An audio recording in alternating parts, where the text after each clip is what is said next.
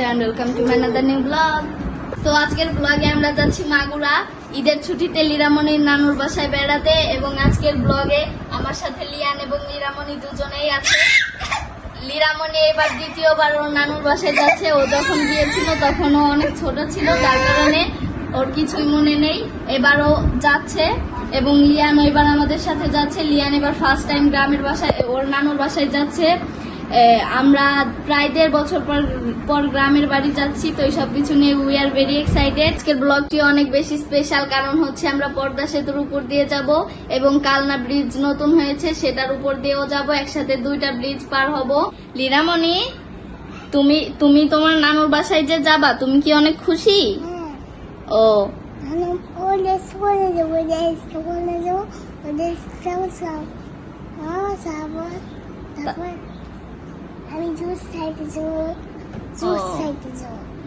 লীরামণি বলছে যে ও একটা ড্রেস পরে যাবে, এই ড্রেসও মানে এই গেঞ্জিটা চেঞ্জ করে ও অন্য একটা ড্রেস পরবে, আর ওর নানুর বাসায় যাওয়ার সময় ও নাকি জুস খাবে।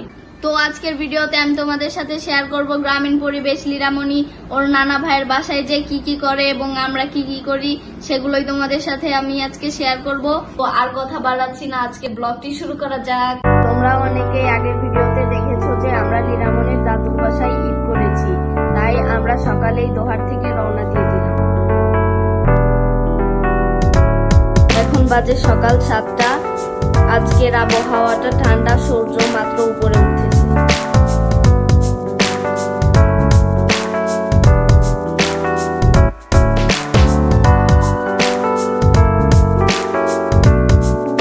রাস্তায় এখন বেশি গাড়ি ঘোড়া নেই।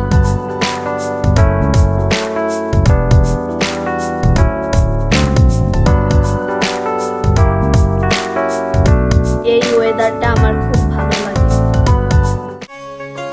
আমরা দোহারের রাস্তা থেকে বেরিয়ে মাওয়ার রাস্তায় উঠে গিয়েছি।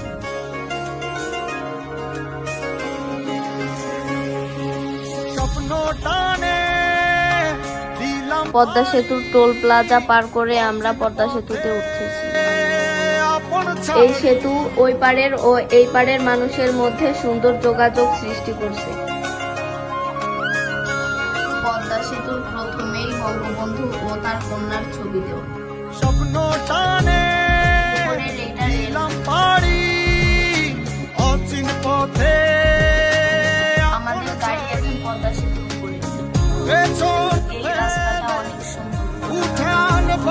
আগে যারা এই পদ্মা নদী পার হয়েছে শুধু তারাই জানে এই পদ্মা নদী পার হতে কতটা দীর্ঘ সময় ব্যয় করতে হবে। পদ্মা সেতু তৈরি হবার পর মাত্র 6 মিনিটে পদ্মা নদী পাড়ি দেওয়া যায়। বাংলাদেশের বৃহত্তম সেতু নয়, এটি বাঙালি জাতির গৌরবের বিষয়। আমরা পদ্মা সেতুর শেষের দিকে চলছি। ওইটা রেলওয়ে।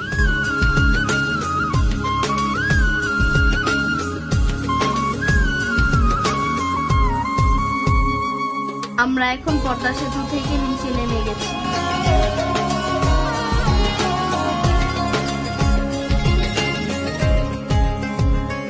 আসছে সেদিন বছর ঘুরে। এই রাস্তার আশেপাশে অনেক সবুজ গাছ, মনোমুগ্ধকর পরিবেশ। আমরা এখন মধুমতি নদীর উপরে কালনা ব্রিজে উঠব। আসছে সেদিন। এই ব্রিজটা ছোট হলেও অনেক সুন্দর। আমরা এখন লোহাগাড়ার রাস্তায় চলে এসেছি। এই রাস্তাগুলো অনেক সুন্দর। আমার স্বপ্ন পুরে। আমরা এখন লাফুরিয়া বাজারে ঢুকতেছি। পথের বহু দূরে এই তো সময় ফিরে। আমরা এখন আমাদের গ্রামের রাস্তায় ঢুকে গেছি। আমরা এখন আমাদের বাড়ির কাছে চলে আসছি। স্বপ্ন যাবে বাড়ি। আমরা এখন চলে আসছি।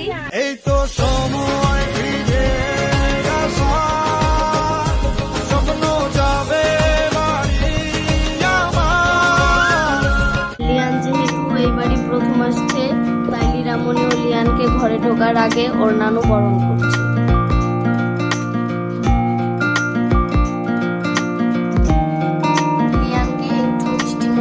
খাচ্ছে।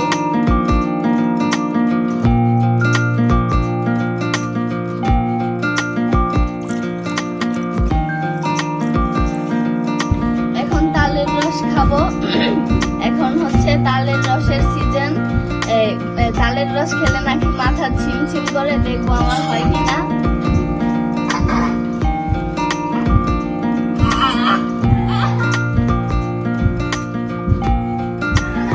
এই তালের রসটা অনেক মজা, অনেক টেস্ট।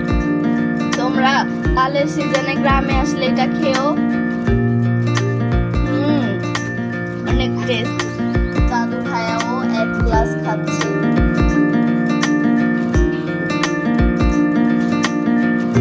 তো গাইস চলো লীলামণির নানুর বাসার সামনেটা ঘুরে দেখা যাক।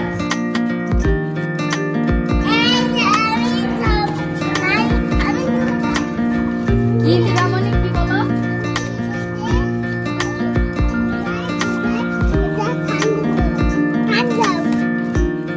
লীলামণি বেগুন ছিঁড়ছে। এটা দিয়ে তুমি কি করবা? ও, আমাদের ছাদে কিছু গাছ আছে, তো চলো তোমাদের দেখাই। এটা হচ্ছে মরিচ গাছ, এই যে ফুল ধরছে। আর এটা হচ্ছে, এটাও মরিচ গাছ, কালো কালো রঙের মরিচ। এটাও মরিচ গাছ। এটা হচ্ছে নরমাল আমরা যে মরিচটা খাই ওইটা। এটা হচ্ছে বেগুন গাছ। এটাও মরিচ গাছ। এটা হচ্ছে মরিচ গাছ। এটা পাকিস্তানি মরিচ না কি মরিচ আমি ঠিক মতো বলতে পারছি না, বাট এটা একটা মরিচ গাছ, এটা জানি। এই যে মরিচ ধরছে অনেকগুলা। আর এইখানে এই ছাদের চারপাশটা অনেক সুন্দর, শুধু গাছ আর গাছ।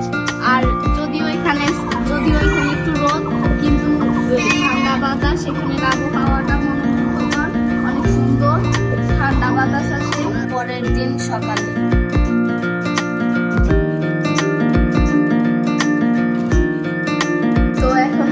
আমি ব্রেকফাস্ট করব।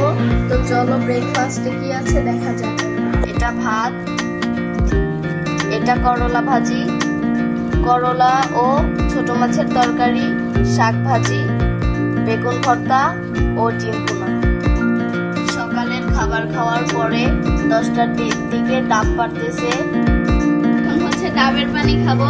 এটা স্ট্রো, এটা পাট কাঠি দিয়ে স্ট্রো বানাইছে, অনেক মজা। তোমরাও গ্রামে আসলে এটা ট্রাই করো।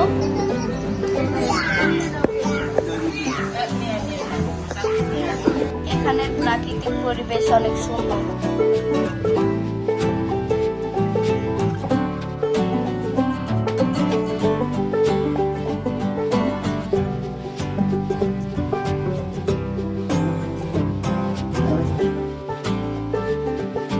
মাগুরার ভাষায় এটাকে করলা বলে, আর এটাকে উশি বলে।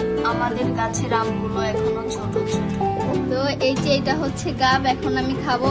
এখন হচ্ছে গাবের সিজন। এই যে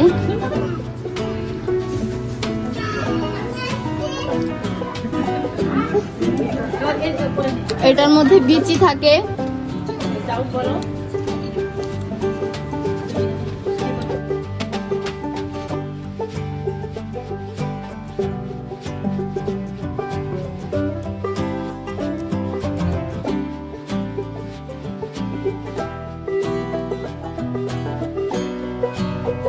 আমাদের বাড়ির পাশে একটা বানর আসছে।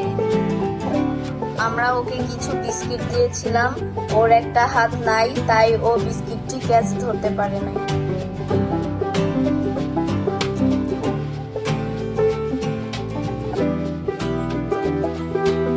গ্রামে বানর প্রায়ই আসে।